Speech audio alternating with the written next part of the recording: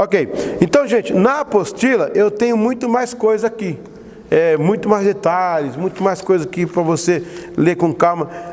Vai viajar de férias, leva a apostila com você, não tem problema não, é férias, mas depois do almoço, pega lá um pouquinho da lindinha assim e dorme, depois vai jogar bola, vai jogar peteca, vai fazer a brincadeira de mata-sogra. Agora, né, por enquanto você dá uma olhadinha e tal, procura entender, ok?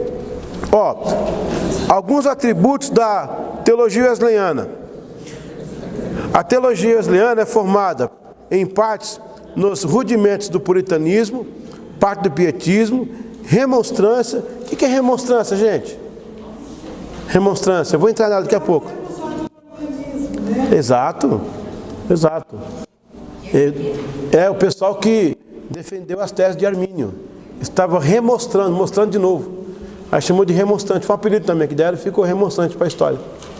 Interessante. Arminianismo, não conformismo, o misticismo, o humanismo, o empirismo, tudo isso aí vai fazer parte. Vou repetir, está gravando aí, isso aqui não formou a doutrina wesleyana. Na época em que ela surgiu, essas coisas existiam. E basicamente tiveram contato. E alguma coisa classificou aí, mas não é fator de formação. As doutrinas wesleyanas, temos aqui a graça preveniente, a santificação inicial, o crescimento da graça, o caminho da salvação, o quadrilátero wesleyano, e nós vamos entrar também no quadrilátero wesleyano, a santificação, a perfeição cristã, a regeneração. Gente, regeneração, como é que é isso? Justificação, não é o ato que você aceitou Jesus e tornou-se justo ao ponto de não ter mais pecado. A sua vida foi o seu pecado, a sua perda. Aliás, o que você ganhou de salvação foi justificado por Jesus. Ele pagou o preço, está justificado. Não te torna justo. Pegou não? No sentido pleno, justo no sentido pleno. Disse eu, agora tem Jesus, eu posso até pecar, agora eu sou justo mesmo. Eu posso até mentir, posso até roubar, adulterar à vontade, porque eu sou justo mesmo. Não, não é assim que funciona. A graça me torna justo para justificar a minha entrada no céu. Quando eu cheguei lá no evento da Mara Lima, que ela gravou agora com muito lindo, orquestra sinfônica, eu pensei em você lá, uma orquestra assim linda, rapaz, linda. Quando eu cheguei na portaria, eu sou o compositor dela. Então o que aconteceu? Eu não precisava de como é que chama? Ingresso. Quando eu cheguei na portaria, dei um zap para um pessoal da equipe dela.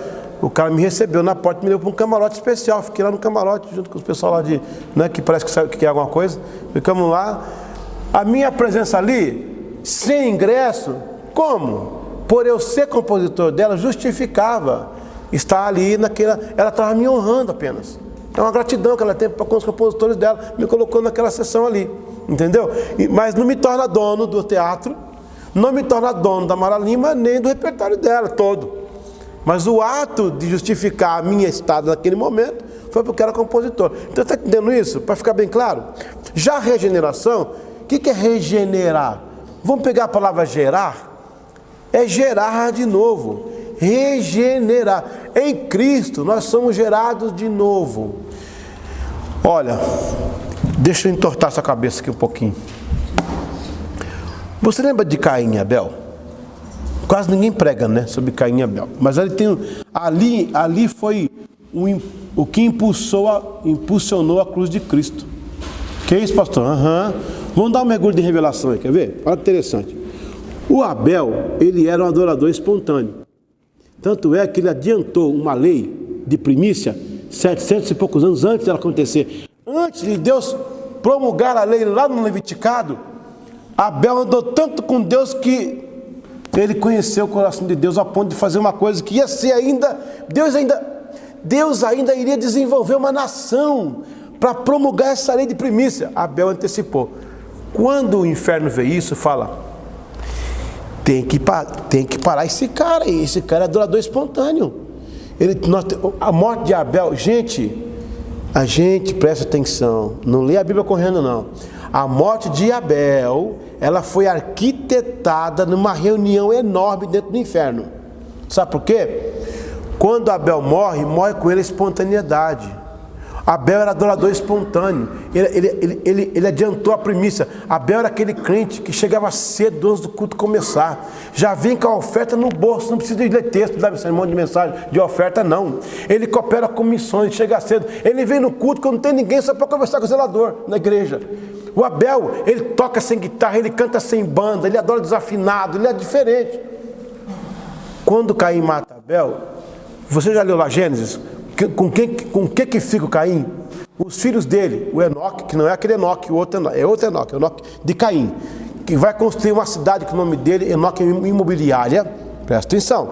Depois vai ter alguns netos, Tubal, Jubal, o pai dos que tocam harpa e flauta, Jabal, aqueles que habitam em tenda e tem gado, Tubal, Caim, mestre de todo cobre, ou seja, Caim ficou com a imobiliária, as artes, o comércio e a indústria. Por isso que o mundo jaz no maligno, porque tudo ficou na mão do Caim. Pode ver quantos tempos a gente aluga da mão de Caim. Quem vende mais disco, a Cassiane ou os Caíns da vida aí? Os Caíns. Tudo a indústria ficou na mão dos ímpios, dos Caíns. E Abel ficou sem nada. Por quê? O diabo disse, olha, esse cara ele é espontâneo. Por que o pastor tem que ficar na igreja explicando a hora da oferta? Porque Caim não é espontâneo para dar oferta. Abel é espontâneo. Caim não. Caim tem que convencer, tem que dar sermão, tem que mostrar para ele uma tese, doutorado, porque ele é abençoado. Quando dá oferta, porque é espírito de Caim. O Abel não. Abel não precisa explicar. Se você esquecer, ele pede, pastor, cadê a oferta? Isso é sua oferta, quero dar de oferta. O Caim não dá R$1 para missões, não se condói. Mas chega no shopping e faz uma prestação de R$10.000 numa televisão. Por quê? Ele trouxe fruto da terra. Ele dá valor que é da terra, não que é do céu. Está pegando? Por isso que o diabo foi uma estrutura que o diabo fez para tirar o Caim da jogada, o Abel da jogada. Abel era espontâneo.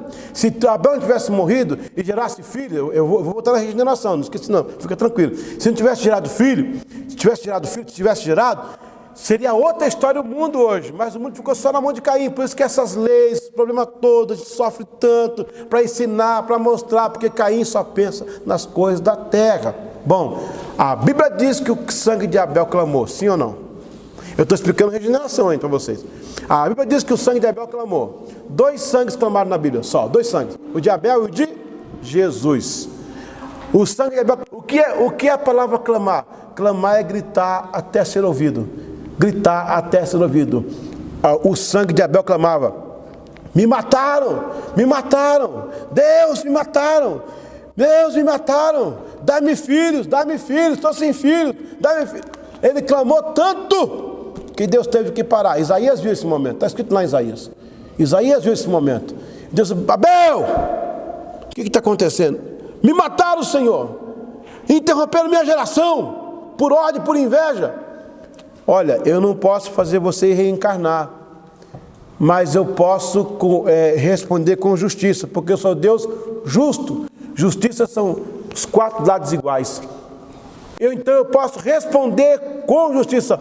Qual foi o preço que você pagou? E Abel disse: eu morri por causa que eu sacrifiquei a minha primícia. Se Deus teria que pagar com a mesma moeda por ser justo, ele teria que entregar a sua primícia. Isso é profundo demais. Isaías viu esse momento.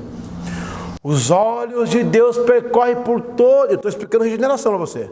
Os olhos de Deus percorrem por todo o céu. Os anjos se entreolham. Quem é a primícia? Quem é que vai? Quem é a primícia? Se Abel ofereceu a primícia por justiça, ele vai oferecer a primícia. Quem é Gabriel? Não é Miguel. De repente Deus irrompe. Isaías ouviu quando Deus gritou: a quem enviarei?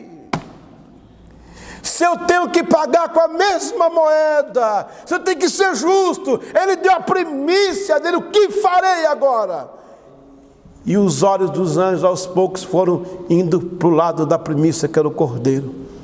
E antes que Deus perguntasse a segunda vez, Isaías ouviu de novo, quando o cordeiro levanta e grita: eis-me aqui, envia-me a mim. A primícia de Abel sobe, a primícia de Deus desce. O sangue de Abel sobe, o sangue de Deus desce. E agora Jesus vem como um cordeiro mudo, como primícia de Deus, para reivindicar a geração de Abel. Por isso que em Jesus nós somos regerados de novo. Somos nascemos com a semente, como diz Pedro, é corruptível de Caim. Mas quando aceitamos a Cristo como Salvador, Ele regenera e nascemos agora na semente de Abel. Aí nos tornamos espontâneos de novo, glória a Deus. Aí nós adoramos com alegria, não precisa me empurrar. Irmãos, o Abel, se o pastor não visita e alguém pergunta, ele fala: não, o pastor tem muitas ovelhas que estão carentes, eu estou bem, quando eu precisar ele vem. O Caim não, o Caim fala: pastor nunca vem na minha casa, nunca me visita.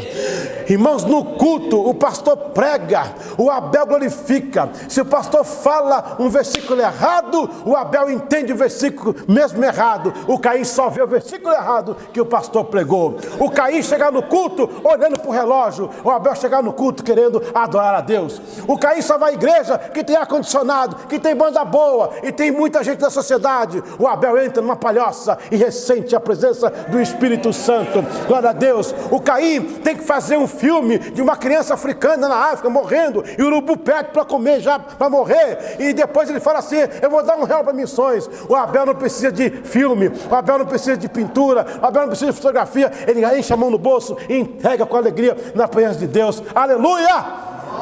Oh, glória a Deus! Fala mesmo.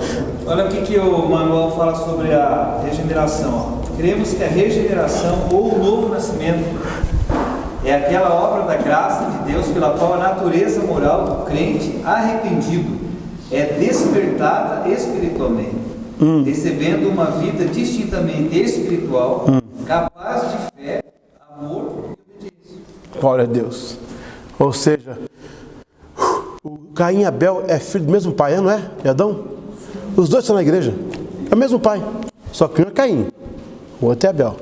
Por isso que você deve levar pela graça preveniente a conversão das pessoas, para que essas sejam isso aí que o pastor acabou de ler ali, ó, geradas de novo.